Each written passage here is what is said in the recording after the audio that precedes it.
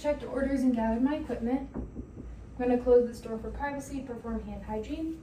Hello, my name is Katie and I'll be your nurse today. Before we get started, do you mind verifying your name and date of birth? I'm going to check the patient's wristband. All right, it looks like that matches. So today I have an order to place an IV. Do you have any procedures or surgeries coming up? Yes. Okay, so that's probably why they're getting the IV placed today. Have you ever had an IV before? Yes. Alrighty, so you know that there will be a pinch, a sharp stick when we insert the IV, but it shouldn't provide any discomfort afterwards. Do you have any questions, concerns, or worries about getting this IV placed right now? No? Okay. If not, I'm going to go ahead and ask you to verify if you have any allergies to latex, tape, iodine, or CHG solution. Nope. All right. If not, I'm going to go ahead and perform hand hygiene and apply clean gloves.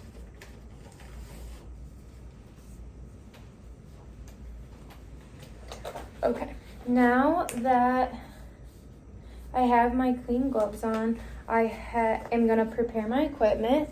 I had grabbed the appropriate sized catheter for my patient based on my assessment before coming in, which for Natalie was a 22 gauge needle. And I also went ahead and grabbed my tubing and my IV start kit, as well as a 5 ml syringe per my facility policy and an alcohol swab cap. I also grabbed some additional gauze just in case we need it for cleanup. I am going to go ahead and open my tubing aseptically, specifically ensuring that nothing touches the end part where the syringe is going to be attached. I'm going to attach that syringe and prime the tubing, just getting all that air out. And I'm going to loosen the cap here just for ease of application once the IV is placed. Now that my tubing is ready, I'm just going to go ahead and open my IV start kit and take the time to put the date, time, and my initials onto the tegaderm and make sure that all my equipment is here. Now that I have everything prepped, I'm going to go ahead and locate a vein in my patient. So for this patient, I'm noting that she previously had an IV in the top of her hand, so I'm going to focus on the forearm, this being the most distal applicable site on the patient's non-dominant hand. I'm going to avoid the dominant hand if at all possible. I'm noting that there's no pain on palpation, no redness or swelling. I'm also assessing this extremity for the risk of lymphedema, which I'm not seeing any, and I'm noting that they have no history of a shunt, fistula, or a mastectomy, which is good news. I also have the patient's arm resting below the level of the heart to assure adequate blood flow, and I'm also going to lightly stroke that vein that I'm aiming at, just to see that blood return as well. And that all looks great. So I'm going to go ahead and remove my gloves, perform hand hygiene, and apply clean gloves.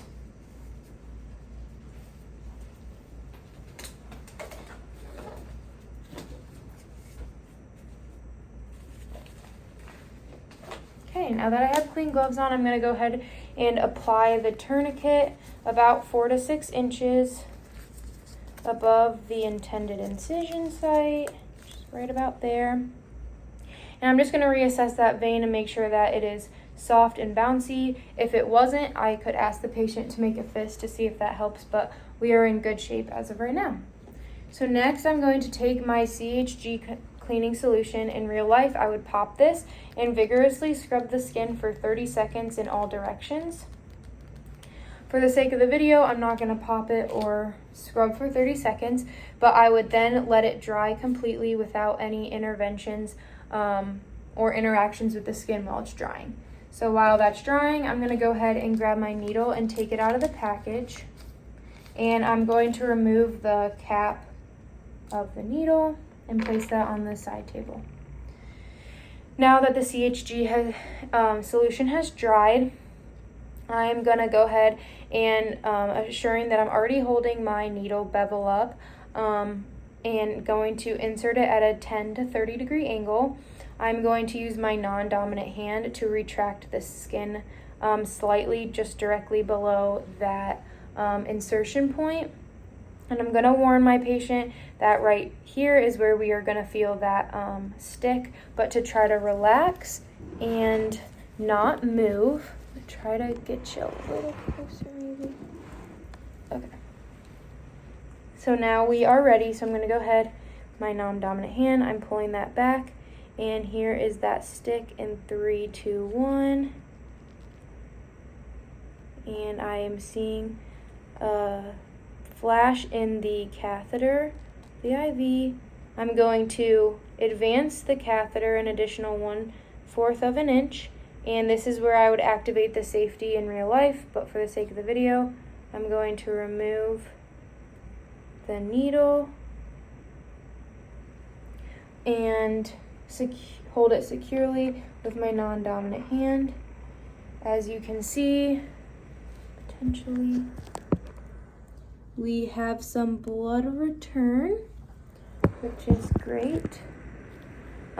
So I'm going to take my tubing, and before I take the cap off, I'm going to put the cap back on aseptically. Before I take the cap off, I'm going to remove the tourniquet, and now I'm going to remove the cap and apply the tubing. Still holding it with my non-dominant hand, I'm going to aspirate for blood return. And I got some, so I'm going to go ahead and inject the normal saline slowly to prevent occlusion, as well as checking for any signs of infiltration in the vein, which I'm not seeing. Great. And now that I have injected the 5 mLs of normal saline ordered by my facility, I'm going to go ahead and leave that on there. And I'm going to grab my Tegaderm that is already labeled and place it right above the catheter insertion site, so that the clear part is right where the catheter is inserted, so you can see through it. And I also would have dried the area with gauze before applying it without touching the insertion site. Now that that is done, I'm going to go ahead and apply tape right below the Tegaderm on the tubing specifically.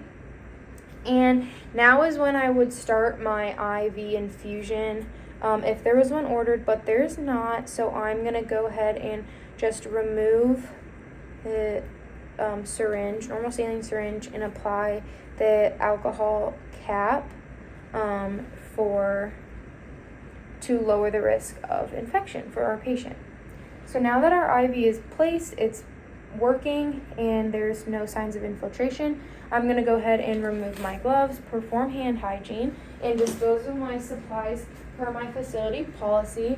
I'm going to ensure that my needle gets into the sharps container, and I'm going to dispose the rest of my supplies. I'm going to ask if the patient has any questions or if there's anything that they need before I leave. I'm going to assure that they're in a comfortable position. I'm going to assure that they have all of their personal belongings along with the call light. I will then make sure that their bed is locked and lowered, the side rails are up, and I will document my findings appropriately once leaving the room and thanking the patient.